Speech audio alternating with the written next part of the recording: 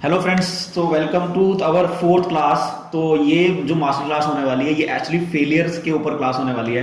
Because हमारे पूरे मतलब एक वर्ल्ड में अभी आजकल एक मतलब चलने लगा एंटरप्रेन्योर बनना है, मतलब उनको बिजनेस करना है। ठीक है।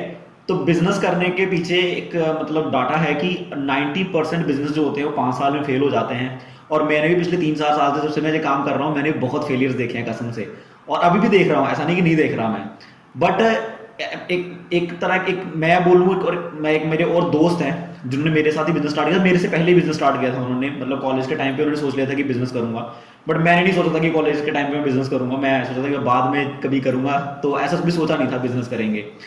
तो अभी बहुत ही ज़्यादा मतलब यूथ में आ रहा है कि हमें बिजनेस करना है, बिजनेस करना है, बिजनेस करना है। But they don't know the ground realities. और बहुत सारे आजकल आपको बहुत सारे मोटिवेशनल स्पीकर्स और बिजनेस कोच और ये कोच और वो कोच जो आपको बताते होंगे हम ये सिखा देंगे आपको 10 दिन में, ऐसे बिजनेस खड़ा कर देंगे, वैसे खड़ा बिजनेस खड़ा हो जाएगा, ऐसे बिजनेस खड़ा हो जाएगा। बट ग्राउंड रियलिटी ये है कि भैया हम कितना ज़्यादा लर्निंग के लिए तैयार हैं, हम कितना ज़्यादा लर्निंग करने के लिए तैयार हैं। तो इसीलिए मैंने आज अपने साथ अपने दोस्त को बुलाया है, राजेंद्र को। So welcome Rajendra thank you. हमारे हमारे प्लेटफॉर्म के ऊपर। तो वही हम मतलब पिछले 3 4 साल से एक दूसरे को जानते हैं।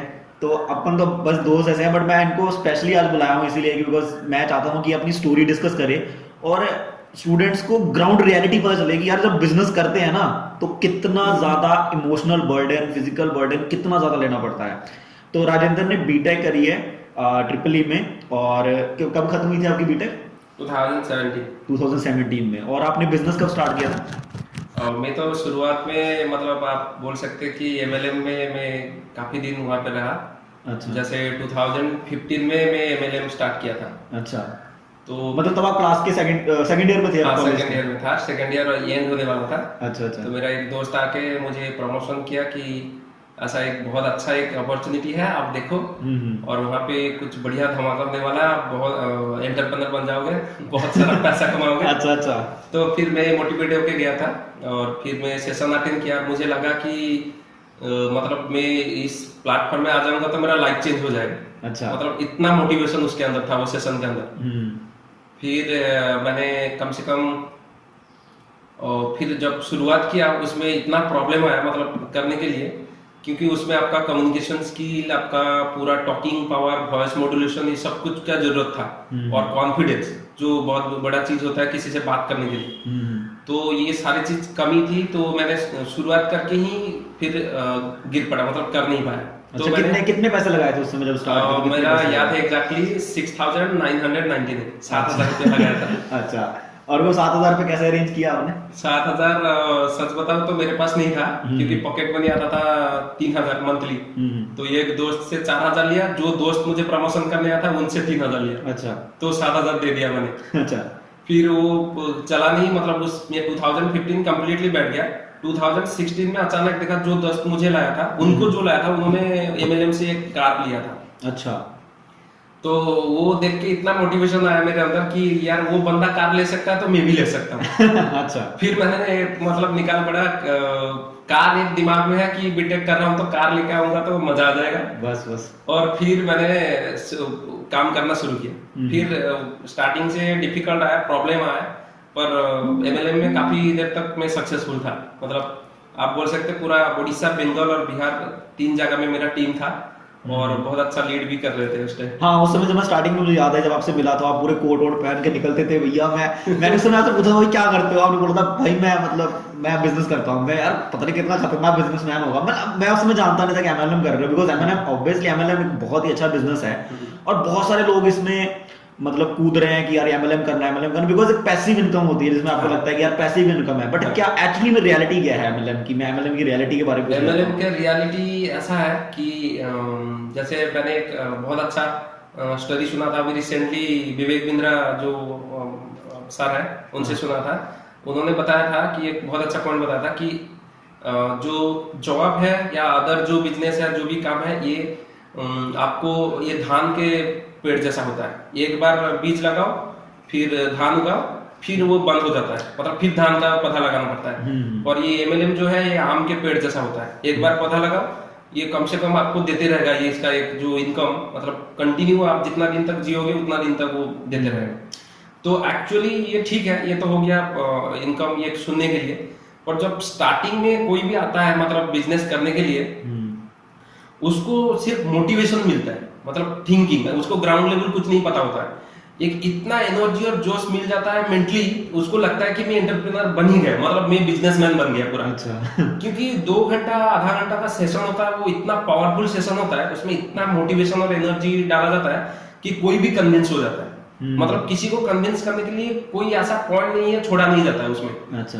तो कोई भी कितना भी नेगेटिव माइंडेड पीपल हो, वो सेशन अटेंड करने के बाद उसका दिमाग तुरंत चेंज हो जाता है कि नहीं भाई इसको मुझे करना है। मतलब उसको तुरंत लगता है कि भाई अब मैं हाँ, उसको तुरंत फील होता है कि मैं जैसे हीट को आप छुओगे तो आपको जरूर लगेगा कि हीट मैंने छू लिया। हाँ, आपको एक महसूस होगा, तो वहां पे बंदा महसूस करता है कि मैं कर सकता हूँ। पर ये है मतलब थियोरेटिकली बात हो गया। प्रैक्टिकल लेवल में जब आके कोई काम करता है तो उसमें सीखता है।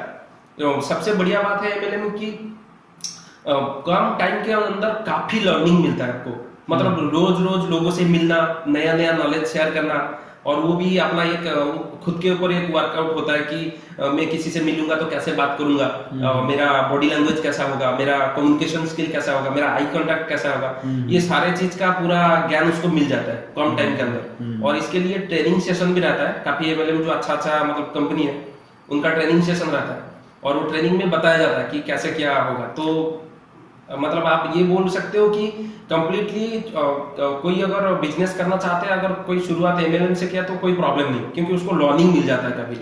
बट मैक्सिमम मैंने देखा है, मतलब बहुत सारे स्टूडेंट्स मतलब एंड करते हैं एमएलएम को ऐसे कि भाई फंस गया, भाई मेरे इतने पैसे चले गए, भाई मेरे उतने पैसे चले गए, भाई ऐसे हो गया वैसे हो गया, मेरा 1 लाख चला गया, 1.5 लाख चला गया। ये रियलिटी है।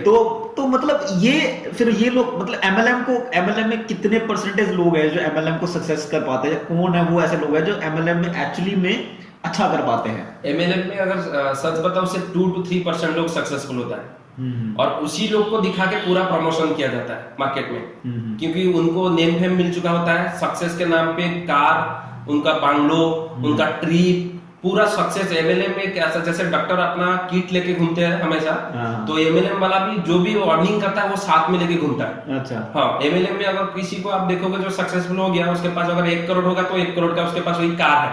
अच्छा। या फिर 2 करोड़ कमाया तो 1 करोड़ का कार हो गया और 1 करोड़ का घर बना लिया। अच्छा। तो उसी को देख के प्रमोशन किया जाता है, और काफी लोग इसको देख के मोटिवेट होके आते हैं। लेकिन और उनको लगता है कि ये मुझे भी मिल जाएगा, मेरे साथ भी मिल जाएगा। लेकिन जो बंदा ये अचीव किया है, जो भी पर्सन इसको अचीव किया है, उसका पीछे का मेहनत कोई नहीं देखता है। मतलब इसके पीछे उसको काफी मेहनत करना पड़ता है शुरुआत में। मतलब जो उसको एमएलएम करनी है, हम ये कह सकते हैं कि उसको कंप्लीटली डेडिकेटेड होना पड़ेगा कि भाई मेरे को जिंदगी में सिर्फ एमएलएम ही करना है और मुझे कुछ नहीं करना। नहीं, हाँ, ये आप बोल सकते हैं वन टाइप ऑफ सच है, लेकिन ये पासिव इनकम के नाम पे भी आप शुरुआत कर सकते हैं। जब एक अच्छा टीम बनेगा, आपको लगेगा कि नहीं मेरा दूसरा इनकम से ये इसमें अगर टाइम में दूंगा तो इससे काफी इनकम मेरा जनरेट हो सकता है, तब आप इसको फुल टाइम कर सकते हो, कोई प्रॉब्लम नहीं। बट एक लॉन्ग टर्म प्रोसेस है, बहुत लॉन्ग टर्म प्रोसेस है। इसको जो आप देखिए, मार्क जुकरबर्ग भी कहता है मुझे जो ओवरनाइट सक्सेस मिला 4 साल लगा मुझे। हाँ। तो ये एमएलएम आप मान के चलिए आपको 5 साल तक कुछ नहीं देगा। जो बंदा 5 साल तक टिका नहीं, वो उसके पास गारंटी है कि कोई सक्सेस नहीं मिला। 5 साल तक तो कोई स्टूडेंट भी 5 साल तक नहीं टिकता। तो आप देखिए जो 5 साल जो भी सक्सेसफुल पर्सन आगे आके बोल रहे हैं कि मैं सक्सेसफुल हूँ और मेरे पास जो भी सक्सेस का नाम पे जो कार या जो भी वो अचीव करते हैं, या फिर जो भी एसेट वो अचीव करते हैं, वो 5 साल से ज्यादा होगा। और स्टूडेंट का प्रॉब्लम ये है कि उन लोग आ जाते हैं तुरंत, और उसको लगता है कि ये ओवरनाइट सक्सेस है, और 2-3 महीना टिकने के बाद लगता है कुछ नहीं हो रहा है, मेरा ज्वाइनिंग नहीं हो रहा है, मैं प्रमोशन नहीं कर पा रहा हूँ, और ये लोग नेगेटिविटी बोलते हैं तो छोड़ देते हैं। बट एक और चीज देखी है मैंने कि ये जो एमएलएम वाले बच्चे होते हैं, मतलब तो ये पीछे पड़ जाते हैं। मतलब ये मतलब परेशान कर देते हैं व्यक्ति को कि बार बार मतलब मतलब ये गलत होता है कि सही होता है? नहीं, इसको आप ये बोल सकते हैं, जब किसी का सेमिनार या मीटिंग होने वाला है, तो ये जो मीटिंग का हॉल बुकिंग होता है वो बेसिकली कोई ऐसा कंपनी नहीं है जो अपने तरफ से देते हैं। ये बेसिकली जितना लोग आते हैं उन्हीं की तरफ से पैसा कलेक्शन किया जाता है मैक्सिमम एमएलएम में। अच्छा। तो और वहां पर ट्रेनिंग में सिखाया जाता है कि इन्विटेशन मीन्स कलेक्शन। मतलब आप किसी को इन्विटेशन देने जा रहे हो, मतलब उसको पासेस दे के कलेक्शन लेना है आपसे, 40 रुपीज, 200, 100, 500 जो भी है। हाँ। तो अब इन्विटेशन कंप्लीट हुआ है, पता चलेगा। तो जो बंदा भी प्रमोशन करने आता है फिर उसको इनविटेशन मतलब दिमाग में उनको डाला जाता है कि इनविटेशन मींस कलेक्शन, आप पासेस दिए हो मतलब पैसा लेके आना। अच्छा। इसलिए पीछे पड़ जाते हैं लोग। ओह हाँ। नहीं, मतलब वैसे ही मनाने के पीछे पड़ जाते हैं। जैसे मान लो कोई अगर बोल रहा है कि उसको एमएलएम नहीं करना है या फिर उसको नहीं जाना चाहिए, स्टिल मतलब ये लोग मतलब सक्सेसफुल नहीं भी हुए होते, हाँ। तब भी आपको मना रहे होते हैं कि उसमें सक्सेस नहीं, है। हो सकता है कि इनको प्रॉपर ट्रेनिंग नहीं मिला होगा, जिसके वजह से वो चाह रहे हैं कि इसको आटे नहीं हाउ, मुझे मेरा गोल अचीव करना है और ये जुड़ जाएगा तो मुझे पैसा मिल जाएगा, बस यही सोच लेके जो चलते हैं वो पीछे पड़ जाते हैं। हाँ। अदरवाइज अगर आप ये अच्छा एमएलएम मतलब जो पर्सन जो ढंग से समझा है एमएलएम को, जो बहुत अच्छा से समझा है, वो कभी ऐसे बात नहीं करेगा। वो आपको टाइम देगा और आपको इनसिक्योर कभी फील नहीं कराएगा। हाँ। एक और चीज देखी है मैंने कि आप इस पॉइंट के ऊपर, जैसे आप जब आपने फिर कब छोड़ा एमएलएम, कब छोड़ा और क्यों छोड़ा, कारण क्या था एमएलएम छोड़ने के? एक्चुअली मतलब एमएलएम जब कंटिन्यू मेरा चल रहा था उस टाइम मतलब पूरा एक तो हो गया कि काफी हेडेक था मेरे ऊपर, क्योंकि 3 स्टेट को जाना, ट्रैवल करना, कभी कभी बंगाल जाता था, कभी कभी बिहार में रांची में, झारखंड रांची में सेमिनार होता था, कभी कभी दिल्ली जाना पड़ता था और उड़ीसा को भी देखना पड़ता था। तो यहाँ पे काफी जगह टीम था, मुझे ट्रैवल करना पड़ता था और इसी दौरान मैंने ये ज्वाइन किया था इस्कॉन टेम्पल में। तो वहाँ पे मतलब स्पिरिचुअली मुझे काफी कुछ चीज लर्निंग मिला, जो कि मतलब हमारा भौतिक जगत से एकदम ऊपर है। तो वहां से मेरा जो काउंसलर है और मैं काफी वहां पे अच्छा वर्क कर रहा था और मैं टोटल 23 लोग को सिलेक्ट किया गया था फॉरेन टूर के लिए। मतलब आप कम से कम 3 कंट्री 21 दिन का ट्रिप था वो। अच्छा अच्छा। हाँ, तो उसमें मेरा रैंक भी 3 नंबर में था। मतलब तो और वो जो पहला ट्रिप जो था वो था शुरुआत जो था बंगाल से हमारा बैंकॉक का ट्रिप था, मतलब जाने वाले थे वहां पे। तो मैं आके मेरा काउंसलर को बताया कि ऐसे मुझे जाना है, मैं जा रहा हूँ बैंकॉक और फिर इधर उधर ऐसे फिर घूमूंगा, ये करूंगा, मस्ती करूंगा। तो आपको जैसे पता है कि बैंकॉक जो है famous for sex, massage and drinks. तो ये जो मैं जिस लाइन में मैं आया था स्पिरिचुअल लाइन में, ये चीज टोटली अलाउ नहीं है वहां पे।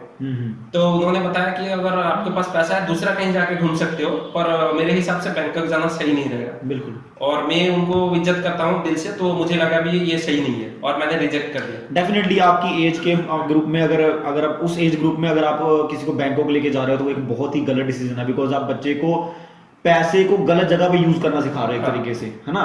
क्योंकि आप अगर आप बैंकॉक चले जाते हो उस समय तो आप अपना पैसा अच्छा नहीं उड़ाते। ये तो समझदार ही समझ सकते हैं। बाकी काफी यूथ का ये मानना है कि अगर हम बैंकॉक यंग एज में बैंकॉक, मलेशिया, दुबई, हांगकांग घूम लिया मतलब बहुत बड़ा चीज अचीव कर लिया। हाँ, जबकि तो ये चीज दिखा के भी कुछ प्रमोशन होता है, ट्रिप दिखा के, मतलब आप मान सकते हो। जबकि एक समझा जाए कि लॉन्ग टर्म में इसके ऊपर बच्चे का बहुत ही बैड इफेक्ट पड़ेगा, बिकॉज वो जब भी उसके पास पैसा आएगा वो एंजॉयमेंट का साधन क्या सोचेगा, सेक्स और मतलब मसाज और अपना दारू, और उसमें वो अपना मेहनत का पैसा वो फालतू की चीजों में उड़ा देगा सिर्फ बॉडी को प्लेजर देने के लिए। तो वो एक मतलब बहुत अच्छी लर्निंग से आता है। तो फिर छोड़ने की जरूरत। फिर जब मैंने मतलब ट्रिप रिजेक्ट कर दिया तो मेरा जो ऊपर सीनियर थे उन्होंने पूछा रीजन, तो मैंने बताया तो बोला ये तो कोई वैलिड रीजन नहीं है, मतलब लोग एंजॉय करने जाते हैं और तुम एंजॉय करने में मना कर रहे हो। तो उन्होंने कुछ बात करके कि मेरा चेक बाउंस करवा दिया, मतलब ऐसे कंटिन्यू मेरा 2 मंथ तक चेक बाउंस हो गया और चेक आया ही नहीं। तो मैंने डिसीजन लिया, फिर मेरा काउंसलर से ये चीज जब मैं डिस्कस किया तो उन्होंने बोला कि आपके अंदर कैपेबिलिटी है, आप अपना बिजनेस स्टार्ट करो। और उसी दौरान फिर मैंने ठान लिया था कि मुझे बिजनेस करना है और अपना ही कंपनी शुरू करना है। और इन लोग के साथ मतलब अभी एमएलएम को इसलिए मैंने स्विच कर दिया। अच्छा, एक और बात है, एक बार आपने मेरे को बताई थी स्टार्टिंग में कि एक बार आपके कॉलेज के टाइम पे आपका काफी पैसा लॉस हुआ था। एक कंपनी आई थी आपके पास और उन्होंने आपको कोई प्रोडक्ट झूठा दिखा के उसमें भी आपको लूटा था। हाँ। तो उसके बारे में थोड़ा बताइए, बिकॉज बहुत सारी आज के टाइम पे बहुत सारी ऐसी फ्रॉड कंपनी आ गई है जो लोगों को बहुत बड़े। देखिए, 2 चीज है। एक तो आप देख के चलिए, कोई भी कंपनी एमएलएम कंपनी स्टार्ट होता है उसमें प्रॉब्लम क्या होता है एग्जैक्टली जॉर्ज से अगर आप पूरा नीचे जाके समझेंगे तो जो एमएलएम कंपनी ऑलरेडी 10 साल 15 साल या 50 साल से चल रहे हैं और वहां पे सिर्फ प्रोडक्ट नहीं लर्निंग का बात करते हैं, ट्रेनिंग का बात करते हैं और लोगों को एम्पावर करने का बात करते हैं, ये कंपनी सही है। कोई प्रॉब्लम नहीं। एमएलएम में अपने आप एक बहुत अच्छा कंपनी है, इंडस्ट्री है, उसमें बहुत अच्छा लोग कमाते भी हैं, बढ़िया है। लेकिन क्या प्रॉब्लम क्या होता है, कुछ लोग जो एमएलएम में हायर लेवल पे चले जाते हैं फिर मैंने देखा, अपना एक्सपीरियंस बता रहा हूँ, बाकी दुनिया को तो पता नहीं। उन लोग एक लेवल पे पहुंचने के बाद कुछ कंपनी के साथ मिसअंडरस्टैंडिंग की वजह से कंपनी छोड़ते हैं, और उनको पूरा पता होता है कि ये कंपनी कैसे रन करना है। और उन लोग क्या करते हैं कि फिर एक नया कंपनी स्टार्ट करते हैं आज ही चीज, जैसे उन्होंने देखा था प्लान, ये सब सेक्शन ये A to Z रहेगा, ऐसे डाल देते हैं, एक नया कंपनी स्टार्ट करते हैं, और उसके हाथ में टीम रहता है, सबसे बड़ी बात। और वो टीम के लेके शुरू करता है, फिर वो जब सस्टेन नहीं कर पाते हैं तो फिर कंपनी को डुबा देते हैं। मतलब हो सकता है इसमें दो कारण हो, या तो उन्होंने कंपनी चला नहीं पाया जिसके वजह से बंद कर दिया, या फिर उसको लूटने का ही मन था, उन्होंने कुछ पैसा जुगाड़ हो गया, अरेंज हो गया करोड़ों में, फिर वो कंपनी बंद किया और भाग गया। ऐसा होता है। तो ऐसे काफी सारा कंपनी है जिसमें पता नहीं होता है लोगों को। तो आप मैं सजेस्ट करूंगा कि आप जिस कंपनी में जा रहे हो तो सबसे पहले ये चेक करो कि कंपनी का बायोडाटा क्या है, अबाउट कंपनी कितना पुराना है, कंपनी का ओनर क्या है, उसका बैकग्राउंड क्या है, कंपनी का जो बिजनेस करने का जो स्ट्रेटजी क्या है, प्रोडक्ट कैसा है, इंपॉर्टेंट थिंग। और बाकी इसमें लर्निंग है कि नहीं, डेवलपमेंट का बात किया जाता है कि नहीं। तो ये सब चीज है तो वो कंपनी सही है, उसमें आप जा सकते हो और बहुत अच्छा उसमें। मतलब जो कंपनी सिर्फ आपको प्रोडक्ट आके बताए वो कंपनी गलत है। हाँ, कंपनी बिल्कुल गलत है। ओके। वो पैसा का चक्कर में रहते हैं। तो फिर MLM के बाद आपने कौन सा बिजनेस स्टार्ट किया? फिर मेरा एक्चुअली MLM के बाद मैं यही डिसीजन ले रहा था कि मैं क्या करूंगा। और तब काफी मैं विवेक बिंद्रा सर का वीडियो देखता था काफी। तो मेरा जो काउंसलर है पहले बार विवेक बिंद्रा सर से स्वाट ऑडिटोरियम भुवनेश्वर में मिला है मुझे। और वहां पे मैंने उनके साथ मीट किया, तो मुझे बहुत अच्छा लगा, और उन्होंने उनके साथ मुझे पूरी जाने का भी मौका मिला। तो रास्ता में काफी डिस्कशन किया कि मैं क्या करूंगा। तो उन्होंने एक चीज मुझे बताया था, अभी भी याद है, कि आप एक ऐसा बिजनेस स्ट्रेटजी बनाओ जिसमें लोगों का प्रॉब्लम सॉल्व हो। तो वो बिजनेस सस्टेन करेगा, और वो बिजनेस आपको एक दिन सब कुछ देगा। मतलब क्योंकि बिजनेस सिर्फ प्रॉफिट के लिए नहीं दिखा जाता है। बिजनेस एक ऐसा होना चाहिए जो कस्टमर का एटलीस्ट एक या तो प्रॉब्लम सॉल्व हो उसमें से, नहीं तो कुछ कस्टमर का कुछ हेल्प हो, या फिर उसका गोल अचीव हो। तो उस टाइप का बिजनेस करना चाहिए। तो इसमें आपका बिजनेस सस्टेन करेगा। तो मुझे बोला गया, और मैं उस टाइम ये सोच लिया था कि मैं जो ट्रेन में, आपको पता होगा कि फूड जो क्वालिटी है बहुत खराब मिलता है। हाँ। ये बहुत बड़ा प्रॉब्लम है। और मैंने काफी ट्रेन में ट्रैवल करता था, तो मुझे पता है ये चीज, क्योंकि मैं बिहार, यूपी, कलकत्ता जाते रहता था, तो मुझे पता है। तो मैंने सोचा कि जो इस्कॉन का जो फूड है वो बहुत अच्छा है, मुझे अच्छा लगा शुरू से। और विदाउट ओनियन गार्लिक है, तबीयत के लिए भी अच्छा है। तो मुझे लगा कि ये जो इस्कॉन का जो फूड है इसको, और आप देखोगे कहीं पे भी जाओ इस्कॉन टेम्पल मिल जाएगा आपको। बिल्कुल। पूरा दुनिया ट्रैवल करो मिलेगा। तो वहां पे मुझे लगा कि ये फूड को मैं ट्रेन तक कैसे भी अगर सप्लाई कर दिया, फिर वहां से कस्टमर का ये प्रॉब्लम को सॉर्ट आउट कर सकता हूँ। और उसका खाना भी आप देखोगे तो इतना महंगा नहीं है, एक रीजनेबल प्राइस में एक गरीब से गरीब आदमी भी खा सकता है। 50-60 रुपए में भी खाना, बहुत अच्छा खाना मिलता है। तो ये मैंने डिसीजन लिया और इसको स्टार्ट करने के लिए सोचा। फिर बाद में मुझे पता चला कि ये मतलब एक ब्रांड है। अगर मैं मिडिल मैन आके इसमें बिजनेस करता हूँ, कल का डेट में फूड पॉइजन में किसी का कुछ प्रॉब्लम होता है, तो ये इसका उनका नाम खराब होगा, ना कि मेरा। तो जिसके वजह से ये मुझे स्टॉप करना पड़ा। फिर बाद में मैंने डिसीजन लिया, अगर फूड इंडस्ट्री में आ ही गया तो मैं अपना रेस्टोरेंट बिजनेस स्टार्ट करता हूँ। ओके। क्योंकि मुझे एक दिमाग में पता था, किसी ने बताया था कि फूड जो बिजनेस है वो कभी बंद नहीं होता है, क्योंकि लोग कुछ भी हो जाए खाना नहीं छोड़ेगा। एग्जैक्टली, बट एवरग्रीन बिजनेस है ये। एवरग्रीन बिजनेस बोलते हैं इसको। तो इसको मैंने स्टार्ट किया। तो फिर मैंने बाद में धीरे धीरे एक पार्टनर को ढूंढा, क्योंकि उतना इन्वेस्टमेंट मेरे पास भी नहीं था। तो फिर मैंने स्टार्टअप किया, एक रेस्टोरेंट स्टार्ट किया था। हाँ। तो फिर वो रेस्टोरेंट के मतलब जब स्टार्ट किया आपने, तो मतलब जैसे नॉर्मली अब हम दिखाते हैं हमें कि अब फंडिंग क्रेडिट, जैसे आपको पार्टनर मिल गया है ना, आपने वहां से फंडिंग रेज कर ली। तो अब जो सबसे बड़े चैलेंजेस थे आपके सामने वो क्या थे, मतलब जिसके कारण आप रेस्टोरेंट में, क्योंकि मैंने उस समय देखा है कि आपका एक वो जो स्ट्रगल लेवल था वो इंक्रीज हो गया था। मतलब वो आप शांत नहीं थे वहां पे। अब पता चल रहा था कि जब जितना MLM में आप एफर्ट दे रहे थे, अब आप उससे दुगना एफर्ट दे रहे हो। तो वहां पे कैसे चैलेंजेस थे आपके लिए? क्योंकि देखिए, MLM जो बात हो गया उसमें धीरे धीरे मुझे एक्सपीरियंस मिल गया था। फिर वो काम मुझे थोड़ा इजी होने लगा। मैंने टीम बनाया, फिर टीम के थ्रू काम किया, तो फिर इजी हो गया। और मैं जब फूड इंडस्ट्री में आया रेस्टोरेंट में, मुझे एकदम जीरो नॉलेज था। मतलब मेरा एक्सपीरियंस आप बोल सकते हो जीरो। तो आप विदाउट एक्सपीरियंस किसी काम करने जा रहे हो, उसमें कुछ नहीं है, तो आपको धीरे धीरे सीखना पड़ेगा। डेफिनेटली। तो इसमें मेरा काफी चीज गलती हुआ। पहला तो मैं जोग्राफिकल लोकेशन ही गलत सिलेक्ट किया, जिसके मुझे कोई आइडिया नहीं था। मुझे खोलना था एक अच्छा फुटफॉल एरिया में, स्टार्टिंग जब मैं कर रहा था। और मेरा रेस्टोरेंट बिजनेस जहाँ पे स्टार्ट हुआ था वो फुटबॉल एरिया नहीं था। तो आपने इतनी जल्दबाजी क्यों की उस समय, मतलब उस समय आपकी मेंटल कंडीशन क्या बोल रही थी आपको? मेंटल क्यों जल्दबाजी कंडीशन की? यही था कि मुझे बस एंटरप्रेन्योर बनना है जल्दी जल्दी, हाँ। और कुछ बिजनेस करके मुझे बस इनकम सोर्स जनरेट करना है, क्योंकि Exactly. मेरे पास कोई इनकम सोर्स तब नहीं था। सब बंद पड़ा था जो भी जिसमें इनकम आ रहा था। तो मुझे तब यही लग रहा था कि मुझे बस जल्दी से कुछ भी बिजनेस स्टार्ट करना है और पैसा कमाना है, ये दिमाग में था सिर्फ। ओके, मतलब यही एक सबसे बड़ी मिस्टेक होती है जो एक हम लोग जो बिजनेस में जो हम यंगस्टर्स हैं जो हम बिजनेस में कूदते हैं, हम सबसे पहली मिस्टेक यही करते हैं कि हम लोग जल्दबाजी में पड़ हाँ, जाते हैं। जल्दबाजी में मतलब हम ये नहीं समझते कि हमें 1-1.5 साल वो बिजनेस को सीखने में लग जाएगा, हाँ, बिल्कुल। और वो 1-1.5 साल की फंडिंग हमारे पास होनी चाहिए। बिल्कुल। मतलब आप 1 महीने की फंडिंग या 10 दिन की फंडिंग या नहीं। 6 महीने की फंडिंग Sustain नहीं कर सस्टेन नहीं कर पाओगे। नहीं। आपको कम से कम 1.5-2 साल की फंडिंग हाथ में लेके चलना पड़ेगा, बिल्कुल। और ये सोच के करना पड़ेगा कि मैं 1 साल तो कम से कम सीखूंगा हाँ। बिजनेस। और अगर इस हड़बड़ाहट से आपने पहले बिजनेस शुरू कर लिया तो आप गए, हाँ। आप पक्का जाओगे। हाँ।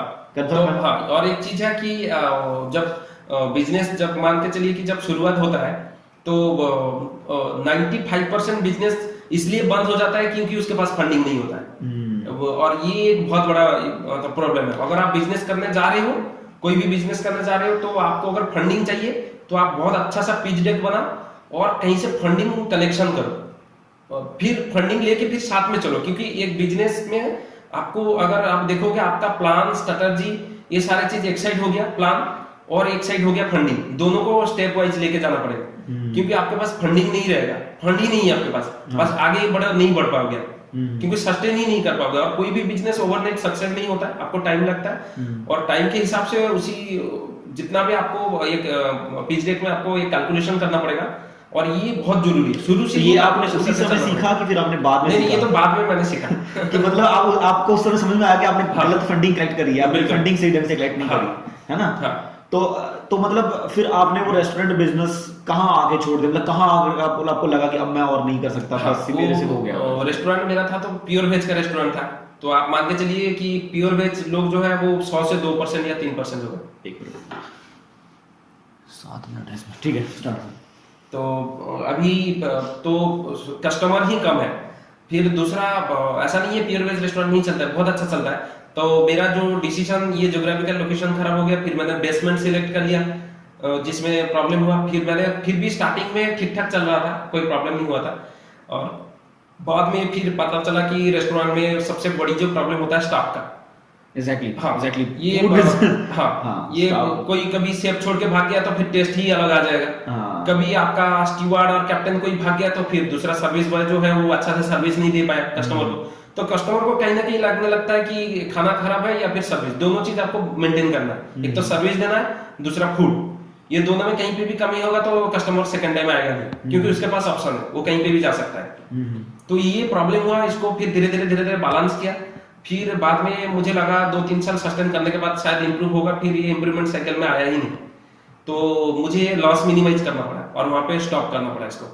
फिर मैंने बंद किया इसको। तो मतलब आपको क्या लगा कि होटल बिजनेस में मतलब क्या ये जो मैन पावर का चैलेंज है ये किसी तरीके से ठीक किया जा सकता है? होटल इंडस्ट्री में आप मान के चलिए, सबसे पहले आपको जो कस्टमर एक कस्टमर बिहेवियर होता है, मतलब किसके लिए आप बना रहे हो। क्योंकि रेस्टोरेंट जो है आप किसके लिए, मतलब यहाँ पे ये नहीं है कि यंगस्टर के लिए या ओल्ड आदमी के लिए या बच्चे के लिए या और किसी के लिए, किसके लिए, मतलब आप किस रेंज का कैटेगरी में बना रहे हो। मतलब आपका जो खाने का जो मतलब जो प्राइसेस है वो किस लेवल पे आप बना रहे हो। ओके। हाँ, उसी हिसाब से आपको कस्टमर फिक्स करना पड़ेगा सबसे पहले। क्योंकि आपको ये भुवनेश्वर में एक प्लेट खाना आपको 50-40 रुपए में भी मिल जाएगा, वही एक प्लेट में जो आइटम डाला जाता है, आप एक बहुत अच्छा रेस्टोरेंट में बैठोगे 450 से 500 रुपया बिल बनेगा। एग्जैक्टली। हाँ, तो इसीलिए आपको सबसे पहले सिलेक्ट करना है कि मैं किस कैटेगरी में रहूंगा, और उसी हिसाब से आपको मतलब बेसिकली अगर हम ओवरऑल लेके चले तो अगर मतलब एक तो होता है कि क्रिएशन करना, हाँ। मतलब नया आइडिया क्रिएट करना जो मार्केट में एस्टेब्लिश ही नहीं है। हाँ। ठीक है, जब नया आइडिया होगा तो डेफिनेटली बहुत सारी नई मिस्टेक्स होंगी और वहां भी आपको टाइम चाहिए, एक टाइम पीरियड चाहिए, और वो टाइम पीरियड आप प्रेडिक्ट नहीं कर सकते मेरे हिसाब से। जैसे कोई नई क्रिएटिविटी कर रहे हो, बिल्कुल ही न्यू आइडिया, फ्रेश आइडिया है, तो वहां पे गलतियां भी नहीं होंगी और टाइम पीरियड भी डिसाइडेड नहीं होगा, तो वहां पे फंडिंग का तो और एक नया इशू हो जाएगा कि भैया आपको जो जिससे आप फंडिंग ले रहे हो उसको आपको बताना पड़ेगा कि भाई आइडिया बिल्कुल नया है, गलतियां भी बिल्कुल नहीं होंगी, मैं ऐसा कोई एक्सपीरियंस नहीं हूँ, बिकॉज अब यंग एज में तो स्टार्ट करोगे ना बिजनेस, अब गलतियां तो करोगे डेफिनेटली, बट जब आप कोई ऐसे बिजनेस कर रहे हो जो ऑलरेडी मार्केट में है, तो आपको मतलब आपको ऐसा नहीं लगता, मतलब कि ऐसा होना चाहिए कि हमें पहले जाके उस बिजनेस को समझना चाहिए, सीखना चाहिए, 100% ये बहुत जरूरी है। पहले हम उस पूरी इंडस्ट्री को अच्छे से समझ लेना चाहिए, कोई 3-4 महीने 5 महीने लाके ठंडे दिमाग से पूरे उस इंडस्ट्री को समझ लेना चाहिए।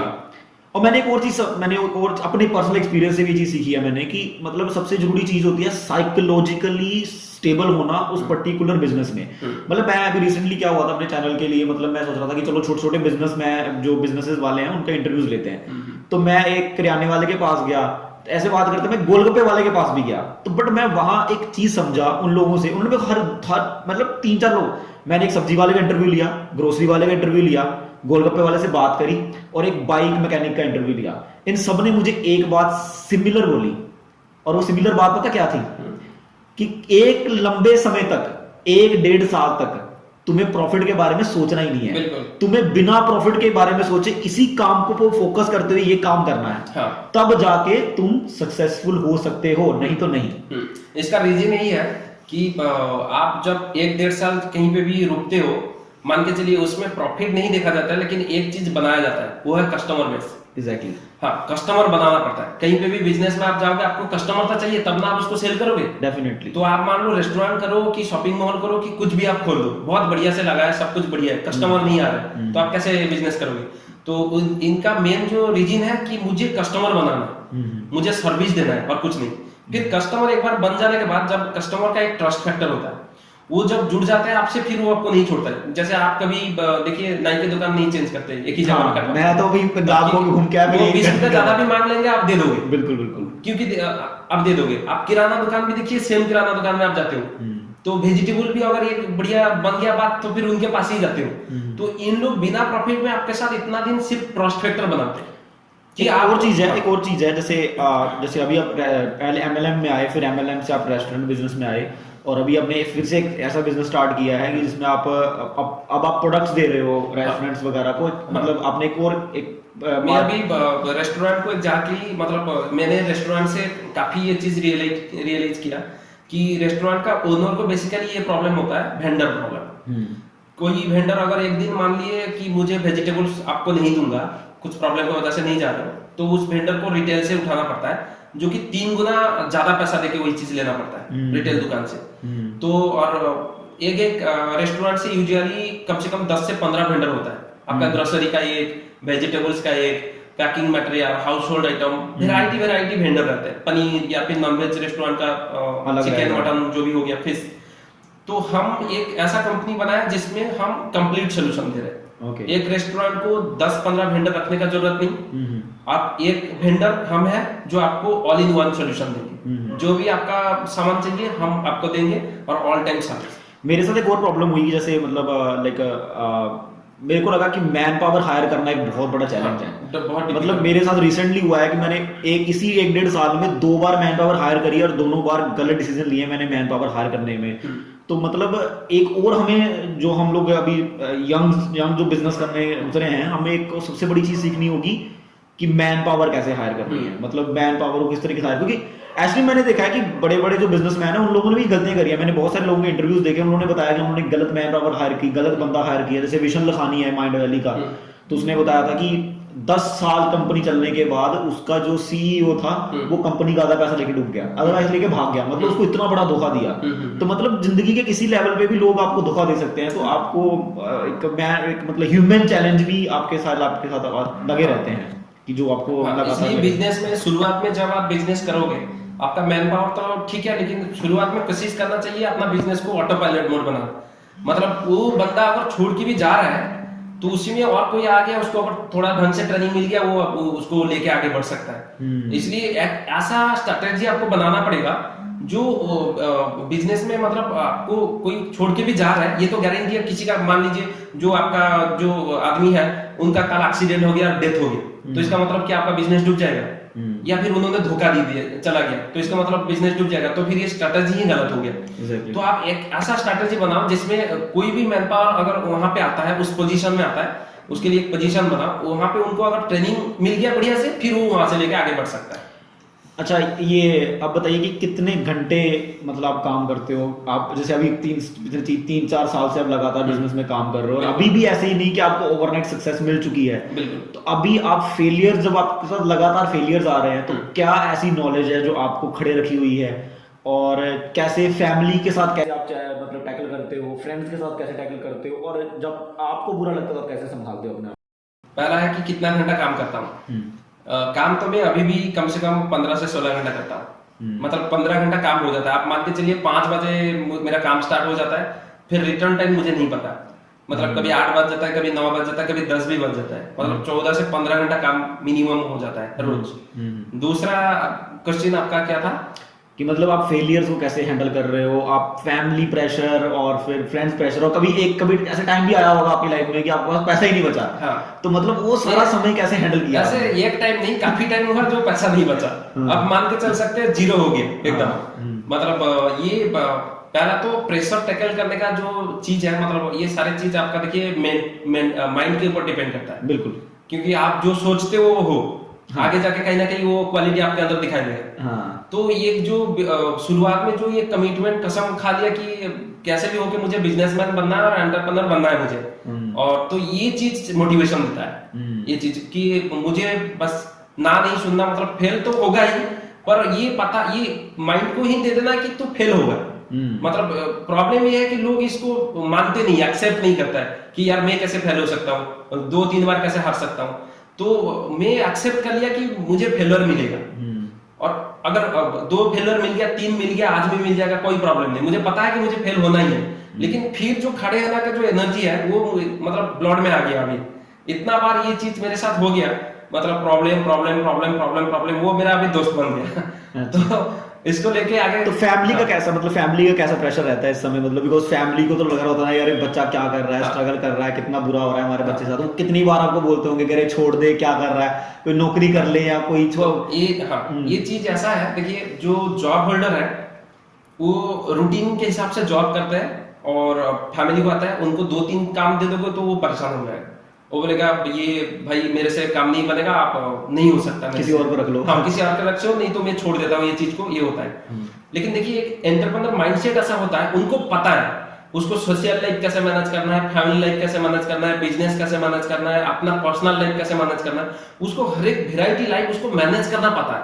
ये एंटरप्रेन्योर और अगर नहीं पता तो सीखना पड़ता है। सीखना, वो धीरे धीरे सीख ही जाओगे। मान लो पहले आप झूठ बोल देते हो घर में कि अभी बढ़िया चल रहा है मेरा बिजनेस, बिजनेस का हालत बहुत खराब है, अभी आगे बढ़ जाएगा, एक उम्मीद देते हो घर वालों को। हाँ, तो घर वाले तो ऑब्वियसली आपको इतना बीटेक करवाया, 5-7 लाख 8 लाख 10 लाख बर्बाद किया आपके नीचे पीछे जो भी है, फिर बाद में उसका रिटर्न भी तो चाहिए। बिल्कुल। तो वो उनका भी उम्मीद है कि कुछ हो ना हो एटलीस्ट 20-30 हजार का एक जॉब करो। लेकिन अभी ये प्रॉब्लम ये है कि जो एंटरप्रेन्योर है, जो जैसे हम काम कर रहे हैं, मुझे पता है कि वो 20-30 हजार का सोल्यूशन मेरा नहीं है। वो मुझे पता है फ्यूचर में जाके वो तो मेरा एक एम्प्लॉय को मैं दे सकता हूँ। बिल्कुल। हाँ, तो इसलिए अभी उसी हिसाब से काम भी कर रहा हूँ। तो अभी ये धीरे धीरे सारी चीज को टैकल करना आपको आना चाहिए, और नहीं है तो फिर आप सीख जाओगे ये चीज। हाँ, उसको बर्डन नहीं लगता है, प्रेशर नहीं लगता है, लेकिन मेंटेन करना पड़ेगा आपको।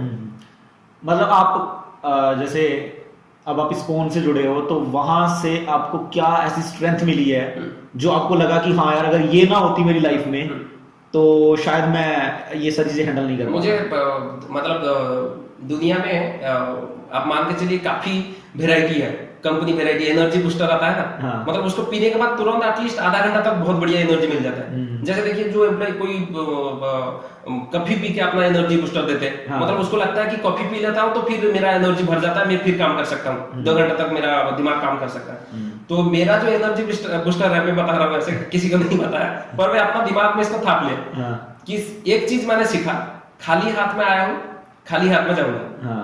तो अभी मैं जो भी कर रहा हूँ अपना ड्यूटी समझ के कर रहा हूँ कि अभी एक बिजनेसमैन के हिसाब से ये चीज तुम्हें करना है, ये तुम्हारा शेड्यूल है। तो अभी कोई तो शेड्यूल अपना छोड़ नहीं सकता ना। जैसे एक आम आदमी का शेड्यूल होता है, एक लेबर का शेड्यूल होता है, मॉर्निंग में उठना, उसको पता है मुझे 8 घंटा काम करने जाना है, जो पैसा लाऊंगा फिर फैमिली को सस्टेन करना। बिल्कुल। तो ठीक उसी तरह ये मेरा शेड्यूल है, इसको मैं नहीं छोड़ सकता।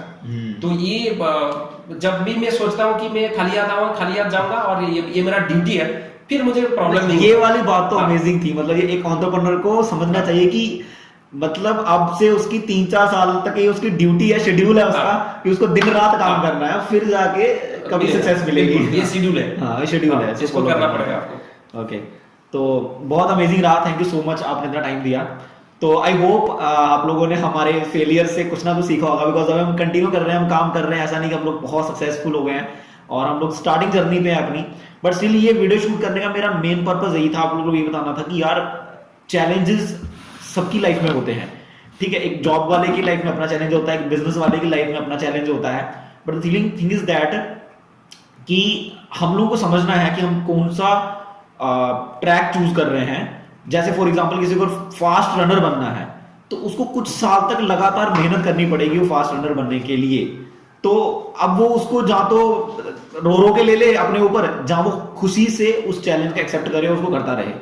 तो खैर मैं उतना ज्ञान नहीं बांटूंगा, तो क्योंकि हम लोग भी विचार नहीं कर रहे। तो thank you so much for this class, और आई होप आप लोगों ने बहुत कुछ सीखा होगा। और अगर आप लोग बिजनेस करना चाहते हो तो प्लीज ग्राउंड रियलिटी को समझो। आपको कम से कम 3-4 साल और एफर्ट लगाना पड़ेगा बिजनेस में। मे भी ऐसा हो सकता है कि आपका बिजनेस बहुत जल्दी चल जाए, एंड भगवान की दया रहेगी तो बहुत से चल भी जाएगा आपका बहुत जल्दी। बट अगर नहीं चलता है तो स्टिल अपने माइंड को मेकअप करके रखो, और अपने घर वालों को एटलीस्ट बता के रखो कि मैं बिजनेस का चूज करने जा रहा हूं, तो दैट मीन्स मुझे कुछ साल तक स्ट्रगल करना पड़ेगा, और आप लोगों को मेरा साथ देना होगा। डेफिनेटली वो लोग साथ देंगे आपका। So thank you so much, bye bye.